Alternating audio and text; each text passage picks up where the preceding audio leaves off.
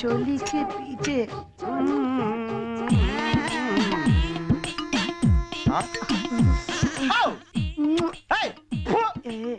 అలా చూస్తున్నావా? నువ్వు కాస్త ఎర్రగా ఉంటే ఎంత బాగుంటుందా అని ఆలోచిస్తున్నాను.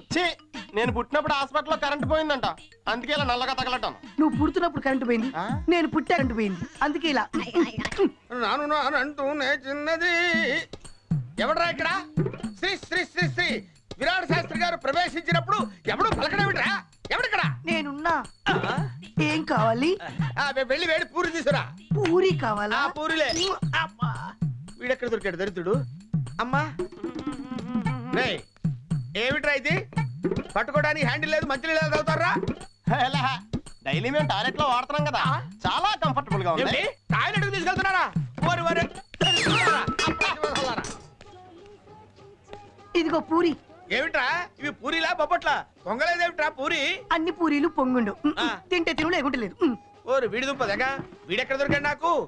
ఏదో క్షుద్బాధ తెచ్చుకోవడానికి తప్ప పరిశుభ్రత ఇందులో. బుజ్జిగా వెళ్ళి కుక్క నాపు, లేకుంటే శాస్త్రి గారిని కలుస్తుంది. నన్నెందుకు కలుస్తుందిరా? మీరు తింటుంది దాని ప్లేట్లోనే కదా. నేను వెళ్ళిపోతానంటే ఏమిటి? ఇలాంటి హోటల్స్ లో అందమైనటువంటి అద్భుతమైనటువంటి సాలిడ్ గా ఉన్న అమ్మాయిని బెటర్. అప్పుడు అలాగే పెడతాను పంతులు గారు. పెడతానంటే కాదు, పెట్టినప్పుడే పిలువ వస్తాను.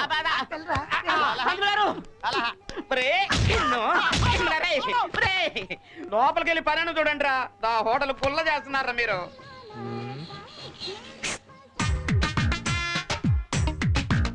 బుజ్జున్నాడా? ఏంటి పని? టిఫిన్ తినాలి. టిఫిన్ తినడానికి డబ్బులు ఉండాలి కానీ బుజ్జి ఎందుకు? ఏ నీ దగ్గర లేవా? చాలా ఎక్స్ట్రాలు మాట్లాడుతున్నావే. ఇది చాలా తక్కువ. బుజ్జిని బిలో. అలాగే సూర్యం బుజ్జి ఎప్పుడొచ్చావు? ఇప్పుడే వచ్చా. ఎలా ఉన్నావు? బాగున్నా. ఏరా మీ బావ పెద్ద తెలుగు గలవాడన్నావు, ఇలాంటి లఫుడ్ గా పన్ను పెట్టుకున్నాడు. అయ్యి బాబోయ్, ఒరే సారీ రా. ఏ ఈయనే మా బావ. బావా, ఇతను సూర్యం అని నా జైలు మేట్. సార్, ఆకాశంలో ఆ చందమామ, భూలోకంలో మీరు. ఎంత అందంగా ఉన్నారండి. నమస్కారం అండి. నమస్కారానికి ప్రతి నమస్కారం సంస్కారం. ప్రతి అడ్డమైన వాడికి నేను నమస్కారం పెట్టను, కానీ నేను పెడతాను. నమస్కారం. నమస్కారం పెట్టేచ్చు కదా బావా. నువ్వు నోరుమై. నేను పెట్టను. ఎవడికి పడితే వాడికి నమస్కారం పెడతారా? పుట్టుకొని బట్టే నమస్కారం. అంటే పుట్టుకుల్లో కూడా తేడాలు ఉంటాయా బావా? తేడాలు ఉండవేంటి? మీరు మేము ఈ తేడా కాదురా. బ్రహ్మముఖంలోంచి బ్రాహ్మణులు, భుజాలోంచి క్షత్రియులు, తొడలోంచి వైశ్యులు, పాదాలోంచి శూద్రులు పుట్టారు. ఈ పుట్టుకల్లో నీ పుట్టుకేది? ఇదేది కాదు. మరి ఎట్టా పుట్టినట్టు? మా అమ్మ నాన్నకి పుట్టినట్టు. రేయ్, మీ స్నేహితుని దగ్గర చాలా ఎక్స్ట్రాలు ఉన్నాయి రోయ్. ఈ చాలా తక్కువ.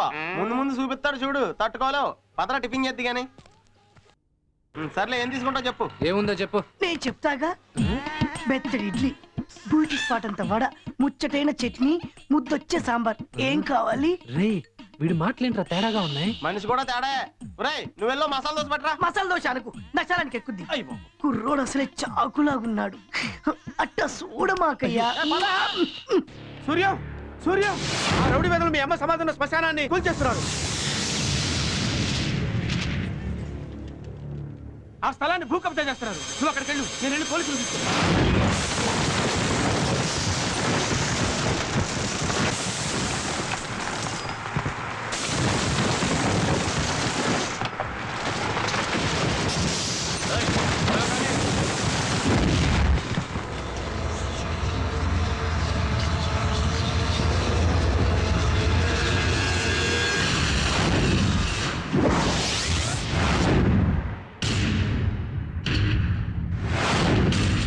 ఎవడ్రా నువ్వు? కొంచెం అయితే పోయి ఉండేవాడివి. తప్ప అన్నా అన్నా, మా అమ్మ సమాధి పోతే నీ బతుకున్న పోయినట్టు సమానం అన్నా. నీకు కావాలంటే హైదరాబాద్ అంతా ఆక్రమించుకో, వీటిని మాత్రం వదిలే అన్నా. సిటీలో ఆక్రమించుకోవడానికి పొలిటీషియన్స్ మాకేం మిగల్చలేదు. మొత్తం వాళ్లే కబ్జా చేశారు. మా రౌడీలకు మిగిలింది ఈ శ్మశానాలే. ఇక్కడి నుంచి తప్పుకో. శ్మశానాలే అని తేలిగ్గా కొట్టిపారే కన్నా ఇక్కడ మనల్ని కన్నా దేవుళ్ళు ఉంటారు. నీకు ఈ సంగతి తెలుసా అన్నా? నీలాంటోడికి దేవుడు ప్రత్యక్షమై వరం కోరుకోమంటే నేను పరిగెత్తినంత దూరం నేల నాకు కావాలి అన్నాడంట. సరే పరిగెత్తు అన్నాడంట దేవుడు. మధ్యలో ఆగిపోతే మిగతా నేల తనకు దక్కదేమోనని పరిగెత్తి పరిగెత్తి తను అలసిపోయి ఆఖరికి చచ్చిపోయాడు. అప్పుడు తన్ని పూడ్చడానికి అవసరమైంది 6 అడుగుల నేల. అదే అన్నా ఇది. ఏంట్రా నీతి కదా? కథ కదన్నా, నిజం. బిడ్డ పుడితే ఉయ్యాల తొట్లో వేస్తారు, మనిషి పోతే మట్లో పూడుస్తారు. సమాధులు మనం కట్టుకున్న జ్ఞాపకాల చెట్లన్నా, వాటిని కూల్చకూడదు. వెళ్ళిపో అన్నా. కూలిస్తే ఏమవుద్దిరా? గోడను కూలిస్తే హద్దు పోతుంది, ఇంటిని కూలిస్తే నీడ పోతుంది, సమాధిని కూలిస్తే ప్రాణం పోతుంది. వెళ్ళన్నా. ఏంట్రా ప్రాణం తీసేంత పోటుగాడివా? ఇంటి కూడు తిన్నవాడు నీట్గా కొడతాడు, జైలు కూడు తిన్నవాడిని కదా నాటుగా కొడతాడు.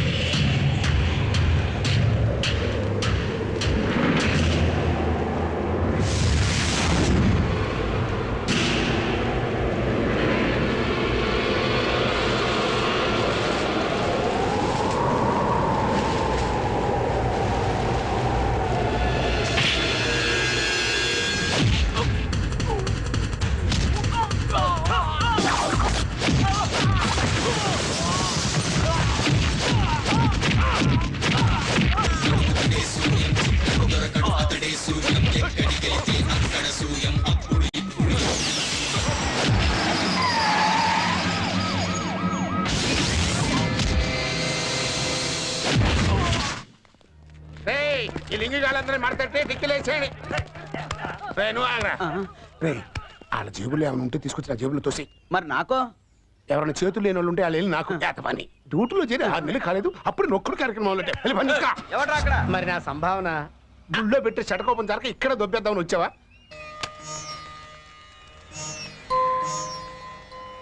రే సూర్య, అమ్మా, మా పోలీసులు చేయలేని పని నువ్వు చేసావురా. అవును బాబు, సందుల్లో పడి మామూలు వసూలు చేయటం, నా హోటల్లో పడి పందుల్లాగా మెక్కటం, సంపూ తింటున్నారు బాబు వీళ్ళు.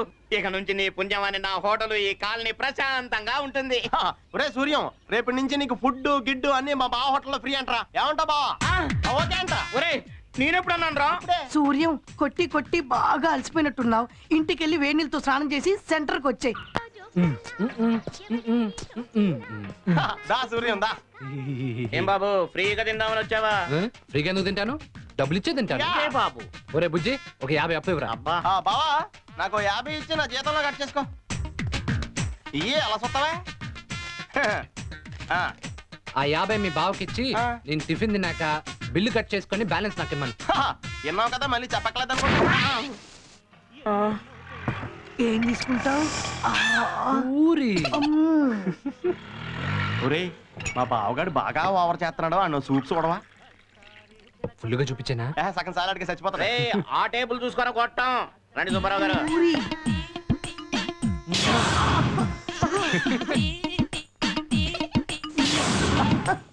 రండి రావు గారు రండి. ఇదిగో బిల్లు. సరే నువ్వు వెళ్ళు. ఇదిగో ఆడి 2 టీ. ఇదిగో బిల్ 20 బ్యాలెన్స్ 30. ఇయ్యే ఇస్తున్నాను ఉండవా. ఇదిగో 30. నువ్వు తీసుకున్న 50 ఎప్పుడు ఇస్తావా? ఒరే బుజ్జి, నువ్వు ఉండరా, నేను చెప్తా. ఏంటి చెప్పేది? మీరు వాడికి ఎంత ఇచ్చారు? 50. వాడు మీకు ఎంత ఇచ్చాడు? 50. సరిపోయిందిగా. మరి తమరి బిల్లు ఏంటంటే మళ్ళీ చెప్పు. మీరు వాడికి ఎంత ఇచ్చారమ్మా? 50 అమ్మా. వాడు మీకెంత ఇచ్చాడమ్మా? 50 అమ్మా. సరిపోయింది కదమ్మా. మరి తమరి బిల్లు అమ్మా. నేను డబ్బులు ఇవ్వకపోతే ఈ చిల్లర నాకెందుకు ఇచ్చారమ్మా? మీరు నన్ను కన్ఫ్యూజ్ చేస్తున్నారు. ఎలా ఇందులో కనిపించనే ఉందా? 20 రూపాయలు టిఫిన్ తిని 30 రూపాయలు అటుకెళ్ళిపోతుంది. బాబు ఏంటమ్మా? నాకు అర్థమైంది బాబు. బుద్ధి తక్కువై మనం మీకు నమస్కారం పెట్టలేదు, క్షమించండి బాబు. ఇప్పుడు పెడతాను బాబు. నమస్కారం బాబు. ఉదయకాలం బాబు.